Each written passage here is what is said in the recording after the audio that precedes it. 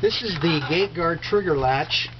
You can see that when it is opened, this is caught up here, and then the trigger comes forward down there. So what's going to happen is this gate's going to come in, and this bar right here is going to strike that trigger, and the spring that's inside here will drive this catch down so that the gate is caught.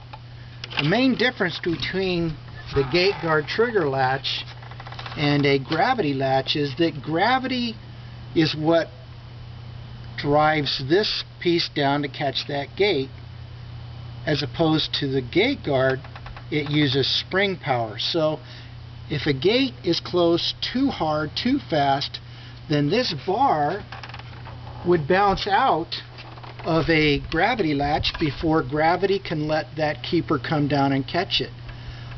With the spring power, that doesn't happen. No matter how hard this gate is closed, the spring power is going to drive this catch down, and it's going to latch that gate. So I'm going to swing it very hard. Now you can see, now if that was a gravity latch, this bar probably would have bounced out, and it probably would not have latched the gate.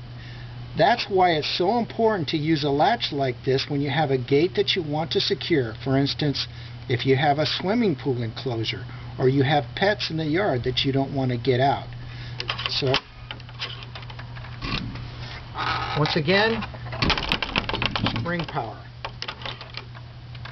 And it can close with very easy gate closure also.